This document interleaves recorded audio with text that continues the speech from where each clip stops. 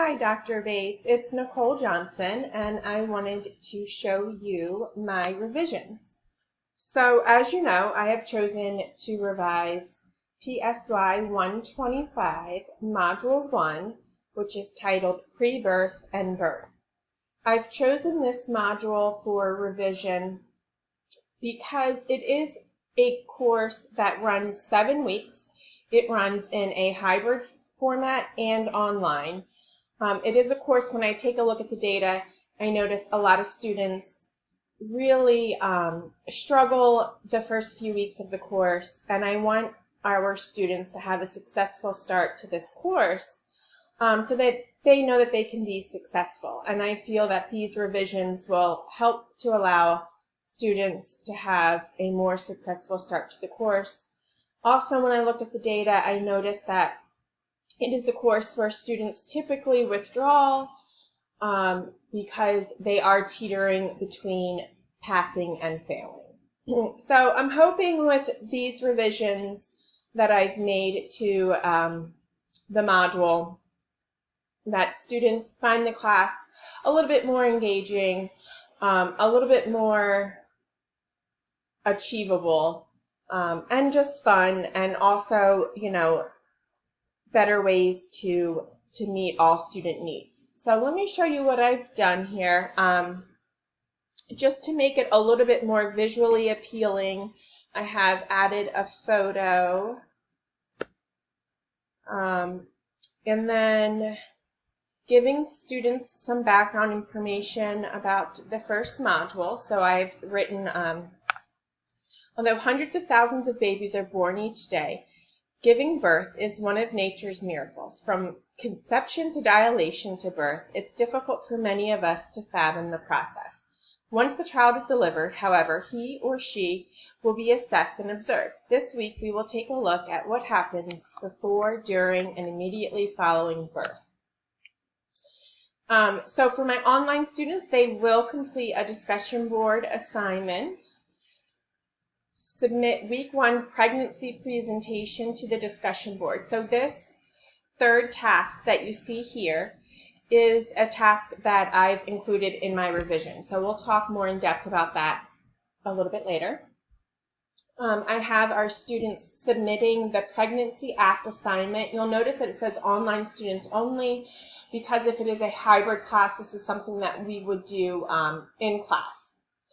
When this course is taught online, it is a longer class. It's 8:30 to 11:20 on a Monday morning typically. So I find that you definitely have to find some hands-on activities, give some student choices, and you can't lecture for that long because you lose the students. So, and then the last assignment is for students to complete a weekly quiz. And what's nice is I have included some of the questions on the weekly quiz are now tied to these two assignments that I've included in my revision. Okay, so then the sixth task is just to review the chapter 4, because those pages in chapter 4 will help students be successful in completing the above assignments. Okay, so we're going to scroll down a little bit more here. Students in this course do have to complete a developmental portfolio. So I just like to introduce that week 1, and it is due week 6 of our 7-week course. So it's important to get students thinking about it and working on it early, so that they can meet their deadlines.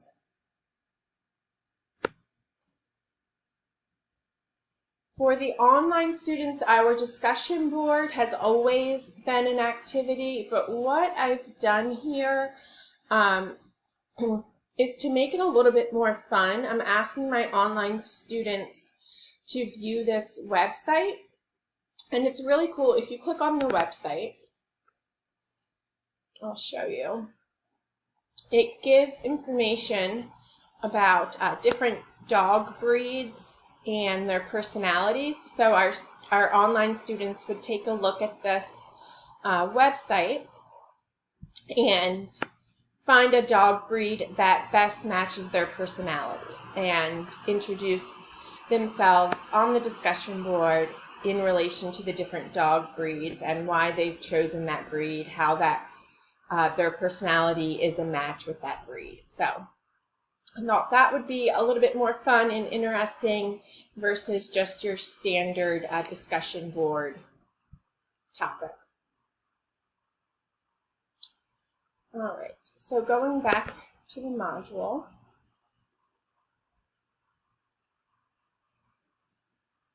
you can see that after they view the website, they then have to write about what type of dog best reflects your personality. If a dog does not appeal to you, choose another animal that reflects your personality. So again, just giving some student choice there, since that is one of the UDL principles. And then describe how this breed or animal relates to you. And then I do have that it is a graded assignment, so please make sure that everyone does it and does it by the due date to receive full credit. Next, I've included a few videos. If students are in the hybrid, we would watch these videos in class before doing the pregnancy app assignment. So there's a video about fertilization and how sperm meets eggs. So there's actually two separate videos, both on fertilization. So the students would watch those two videos. And then we would complete the pregnancy apps assignment. There's another video here on premature births.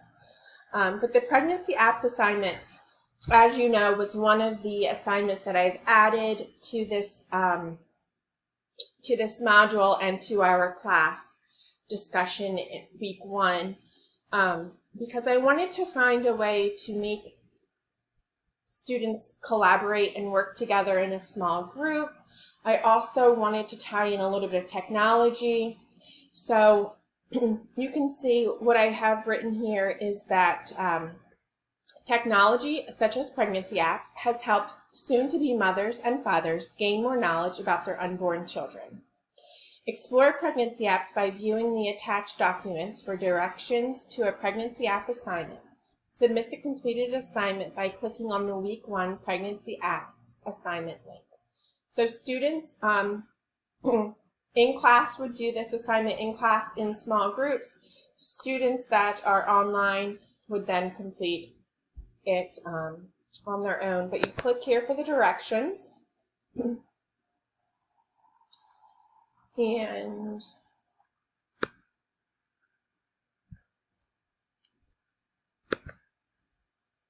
sorry, I'm going to click here and hopefully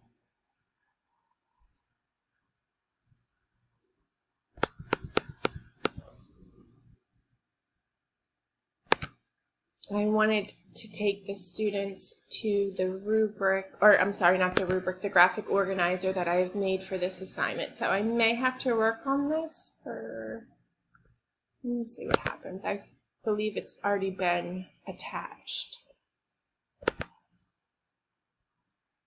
Oh, there it is. Okay, sorry. It's coming up now. So I want to show you the graphic organizer for the pregnancy apps assignment.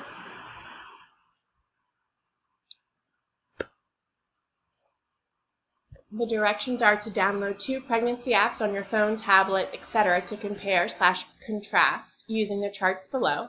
Write the names of the apps in the first chart. View the apps and choose 5 criteria to compare. Write the 5 criteria in the second chart. So here is the 5 criteria. So they would download 2 apps. I'll just summarize this for you. Write down the 5 criteria for, and I've given an example here, recommended diet. And then on the second chart, students find similarities between app 1 and 2, differences between app 1 and 2, fill out the chart, and then in the third chart, or third text box, if you will, they would reflect on the 2 apps and scroll down a little bit further, there's space for students to include more notes. In class, I would have the small groups present this, and they could refer to the chart, but more just having a class conversation about which two apps they've downloaded, which two apps what the two apps have in common, their differences, and so on and so forth. Which one that they would recommend. I feel like this is going to be a fun assignment. I'm really excited to have students work on it when I teach this class again in the fall. And I wanted to talk to you about one more assignment that was a part of my revision process. So students always had to complete a pregnancy presentation assignment, but I wanted to give students a choice, and I think a choice on how to present the assignment. So what you have here is that students will complete a presentation to the discussion board for classmates to view, even if they are in the hybrid course. Students are going to submit it to the discussion board. And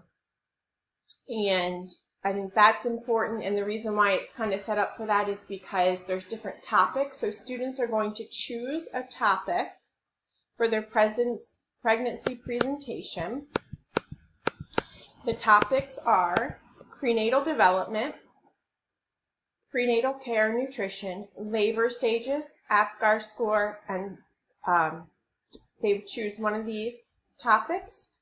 And some of the ways to present versus in the past they just had to present using a PowerPoint, but now I have added some different choices. So students can locate a video which demonstrates their topic and create a document with a link to the video that explains what is taking place at different intervals of the video. So I've given an example here.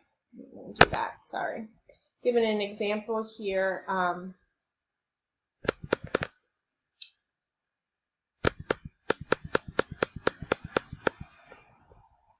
at 2 minutes, 30 seconds, the doctor is shaking a rattle in the child's ear. So they basically timestamp the video. Another choice is to illustrate the topic through picture representations in a Word document. Each picture will include a caption of an explanation. Be creative. The pictures can be comics, family photos, television shows, etc. No clip art though.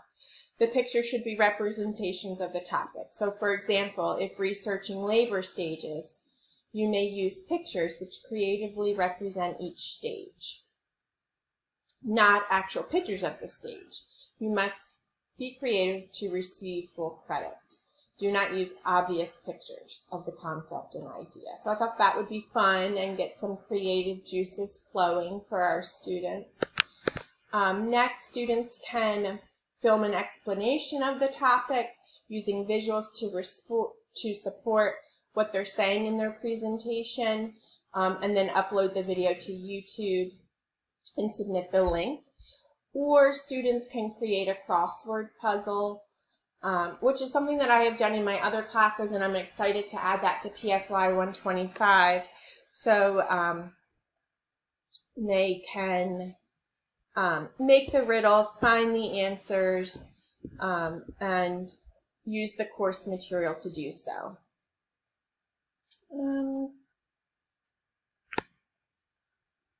I believe that I've given all of those choices, or we've spoken about those following choices. So yes, students now have 4 choices to present, and kind of just removed the PowerPoint from this particular assignment just because I want them to be a little bit more creative and have fun with the assignment. And then I thought this was cute. I added this image into our module.